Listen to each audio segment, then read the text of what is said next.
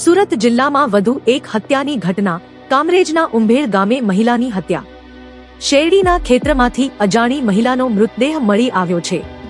ગળે ટૂંપો આપી હત્યા કરાઈ હોવાનું પોલીસનું અનુમાન છે. સુરત જિલ્લામાં ફરી એકવાર હત્યાની ઘટના સામે આવતા ચકચાર મચી ગઈ છે. કામરેજના ઉંભેર ગામે એક અજાણી મહિલાનો મૃતદેહ શેરડીના ખેતરમાંથી મળી આવ્યો છે. પ્રાથમિક તપાસમાં મહિલાને ગળે ટૂંપો આપી હત્યા કરાઈ હોવાનું અનુમાન લગાવવામાં આવી રહ્યું છે. ઘટનાની જાણ થતાં કામરેજ પોલીસ તાત્કાલિક સ્થળ પર પહોંચી હતી અને કાર્યવાહી શરૂ કરી હતી. પોલીસે મૃતદેહનો કબજો લઈ પોસ્ટમોર્ટમ અર્થે ખસેડ્યો છે. મહિલા કોણ છે અને તેની હત્યા કોણે કરી તે દિશામાં પોલીસે તપાસના ચક્રો ગતિમાન કર્યા છે.